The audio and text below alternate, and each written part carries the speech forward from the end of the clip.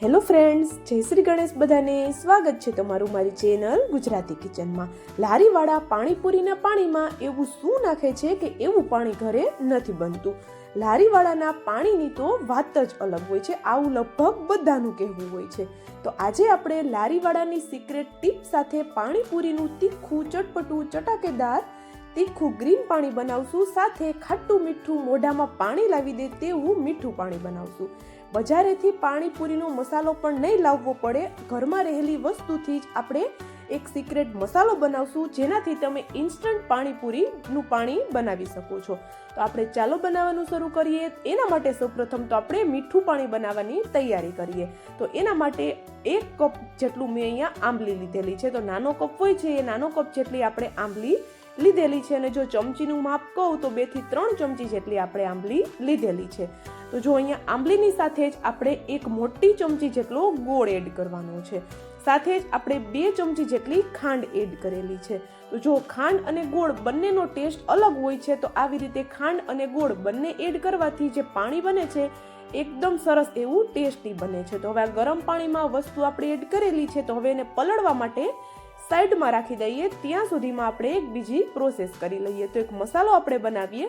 તો એમાં આપણે 2 ચમચી જેટલું જીરું અને 6 થી 7 જેટલા સૂકા લાલ મરચાં લીધેલા છે. બંને વસ્તુને સરસ એવી આપણે શેકી લીધેલી છે, અને આ વસ્તુ આપણી છે સરસ એવી ઠંડી પણ થઈ ગઈ છે. તો હવે આપણે એને મિક્સર જારમાં લઈ લીધી છે, અને આનો આપણે દરદરો એવો પાવડર બનાવવાનો છે.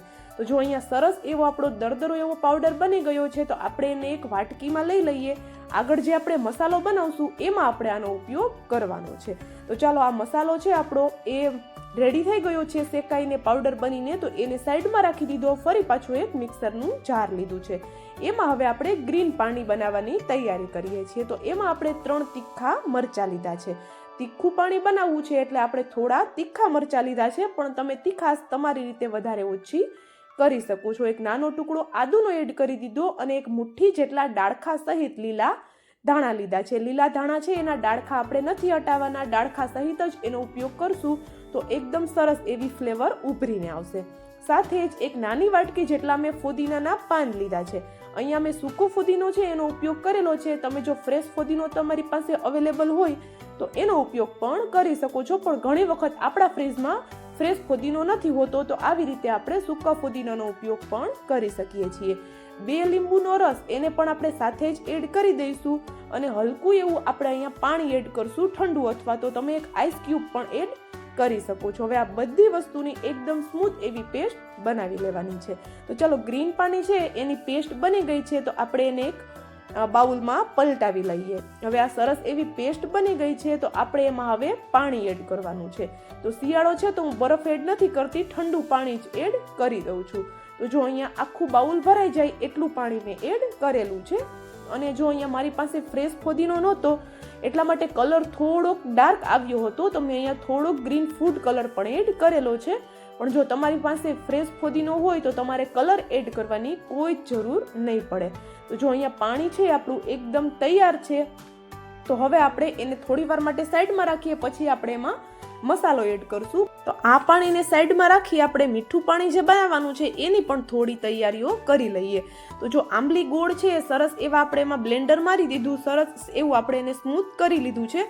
હવે આપણે એને ગાળી લઈએ, જેથી કરીને એમાં રહેલા જે મોટા મોટા રેસા છે એ નીકળી જાય. તો જો આપણે સરસ એવું ગાળી લીધું, સાથે જ એમાં પણ આપણે ઠંડુ. તો આવી રીતે બંને પાણીની થોડી થોડી જો તૈયારીઓ આપણી પાસે કરેલી હોય તો માત્ર 10 જ મિનિટમાં બંને પાણી બનીને તૈયાર થઈ જાય એ રીતે આપણે આજે બનાવવાના છીએ. તો ચાલો, મીઠું પાણી છે એ પણ રેડી થઈ ગયું છે. તો એમાં પણ આપણે મસાલા કરવાના બાકી છે. તો એ સિક્રેટ જે મસાલો બનાવશું એ એક જ મસાલાથી આપણા બંને પાણી પણ બની જશે, સાથે ચણા બટાટાનો મસાલો પણ બની જશે. તો ચાલો, આ બંને પાણી છે ને થોડી વાર માટે સાઈડમાં રાખી દીધા, અને અહીંયા આપણે એક મસાલો બનાવીએ. તો જો અહીંયા એક વાટકી લીધી છે, એમાં આપણે 1 મોટી ચમચી જેટલો સંચળ પાવડર એડ કરેલો છે. તો સંચળ પાવડરનો ટેસ્ટ છે પાણીપુરીના પાણીમાં ખૂબ જ સરસ એવો આવે છે. સાથે રેગ્યુલર મીઠું અડધી ચમચી જેટલું એડ કરેલું છે, અને 1 મોટી ચમચી જેટલો કાશ્મીરી લાલ મરચું પાવડર એડ કરેલો છે. નોર્મલ મરચું પાવડર લેતા હોય તો એનું પ્રમાણ તમારે ઘટાડી દેવાનું છે. અડધી ચમચી જેટલો મરીનો પાવડર એડ કરેલો છે. સાથે એક મોટી ચમચી જેટલો આમચૂર પાવડર એડ કરેલો છે. તો જો અહીંયા જે પણ મસાલા લીધા છે એનું પ્રમાણ આપણે મેં જે રીતે જણાવેલું છે એ જ રીતે રાખવાનું છે. અને આપણે અહીંયા જે મસાલો વાટીને રાખ્યો છે એ બધો જ મસાલો એડ કરી દીધેલો છે. તો જો તીખાશ થોડી ચડિયાતી થશે તો તમારી રીતે તમે થોડું એડજસ્ટ કરી શકો છો. સાથે જ અહીંયા મોટી 2 ચમચી જેટલો જલજીરા પાવડર એડ કરેલો છે. હવે આ બધા મસાલાને સરસ એવું આપણે એક વખત મિક્સ કરી દઈએ. તો આપણે જે બજારેથી પાણીપુરી ખાતા હોઈએ છીએ, આપણે જ્યારે એને ખાઈએ છીએ ત્યારે મોઢામાં જે એક મસાલાના બોમ્બ ફૂટે છે એ આપણે આ જે સ્પેશિયલ મસાલો બનાવશું એનાથી એવો જ પાણીપુરીનો સ્વાદ તમને મળવાનો છે. તો એકવાર આ રેસીપી ચોક્કસથી ટ્રાય કરી જોજો. અને આપણો મસાલો છે એ સરસ એવો બનીને રેડી થઈ ગયો છે. તો તમે આને સ્ટોર કરી અને 6 મહિના કે 1 વર્ષ સુધી એરટાઇટ ડબ્બામાં ભરીને સ્ટોર કરી શકો છો. બિલકુલ ખરાબ નથી થતો. અને જ્યારે પણ તમારે આનો ઉપયોગ કરવો હોય ત્યારે એકદમ ઇન્સ્ટન્ટ તમે પાણીપુરીનું પાણી બનાવી શકો છો. તો જો મસાલો છે એકદમ રેડી થઈ ગયો છે. તો ચાલો હવે આપણે એમાંથી પાણીપુરીનું પાણી બનાવીએ. તો મોટી મોટી તૈયારીઓ તો આપણી થઈ જ ગયેલી છે. તો બસ આપણે હવે એમાં મસાલા જ કરવાના છે. તો પહેલા આપણે અહીંયા આપણું તીખું ચટપટું પાણી લઈ લીધું છે. તો હવે એમાં આપણે બનાવેલો જે મસાલો છે એ 2 ચમચી જેટલો એડ કરી દઈશું. તો જો આ મસાલો છે થોડો સ્પાઇસી છે તો આપણે 2 ચમચી જેટલો જ એડ કરશું અને આપણે આને સરસ એવું મિક્સ કરી લઈશું. જો મીઠું તમને ઓછું લાગે તો તમે થોડું ઉપરથી એડ કરી શકો છો. બાકી બીજા કોઈ મસાલા એડ કરવાની તમારે જરૂર નથી પડવાની. તો જો અહીંયા આપણું તીખું પાણી છે એકદમ રેડી થઈ ગયું છે, એકદમ ચટાકેદાર. ઉપરથી થોડી બુંદી અને સેવ એડ કરી દઈએ તો આપણું અહીંયા એકદમ ચટાકેદાર એવું તીખું પાણી રેડી છે. તો જોઈ શકો છો તમે એકદમ જોરદાર એવું માર્કેટ જેવું જ આપણું પાણી બનીને તૈયાર થયું છે. તો ટેસ્ટ તો તમે આનો હું તમને નહીં કરાવી શકું. તમે જ્યારે આ રેસીપી તમારી ઘરે ટ્રાય કરશો ત્યારે જ તમને ખબર પડશે કે આનો ટેસ્ટ એકદમ માર્કેટ જેવું પાણી હોય છે એવો જ આવીને તૈયાર થશે. તો ચાલો આપણું ગ્રીન પાણી રેડી છે. તો હવે આપણે મીઠું પાણી બનાવી લઈએ. તો મીઠું પાણી પણ આપણી અહીંયા મોટી મોટી તૈયારીઓ તો થઈ જ ગઈ છે. બસ એમાં આપણે બનાવેલો 2 ચમચી જેટલો મસાલો એડ કરીએ અને મસાલાને સરસ એવો મિક્સ કરી દઈએ. આપણે મસાલામાં જે જલજીરા પાવડર, સંચર પાવડર, મરીનો પાવડર એડ કરેલા છે એ જે આપણે પાણીમાં એડ કરશું એવી એકદમ સરસ એવી સુગંધ આવશે કે તમારા મોઢામાં પાણી આવી જશે. તો હવે આપણે છે લસણની ફ્લેવર પણ આપણે આમાં જોઈએ છીએ. તો થોડી લસણવાળી ચટણી મેં લીધી છે. એને સરસ એવી એક વાટકીમાં લઈ આપણે મિક્સ કરશું અને આ લસણવાળી ચટણીને પણ આપણે મીઠા પાણીમાં એડ કરી દેવાની છે. આ સ્ટેપ કરવો ઓપ્શનલ છે. જો તમને લસણની ફ્લેવર પસંદ હોય પાણીપુરીમાં તો આ સ્ટેપ આપણે ચોક્કસથી કરવાનો છે. સાથે જ હિંગની ફ્લેવર પણ લાવવા માટે 1 ચમચી જેટલી આપણે હિંગ પણ એડ કરી દીધી. સરસ એવું હવે આ બધી વસ્તુને મિક્સ કરી દેવાની છે અને મીઠું જો ઓછું લાગે તો થોડું એડ કરી દેવાનું છે. ટેસ્ટ આપણે કરી જોવાનું છે. સરસ એવું મિક્સ કરી દીધું. ઉપરથી થોડા ચીલી ફ્લેક્સ એડ કરેલા છે અને લીલા દાણા એડ કરી દઈએ. ઝીણી કટ કરેલી ડુંગળી એડ કરી દઈએ અને લીંબુના સ્લાઇસ એડ કરી દઈએ. એકદમ ચટાકેદાર એવું આપણું મીઠું પાણી પણ બનીને રેડી થઈ ગયેલું છે.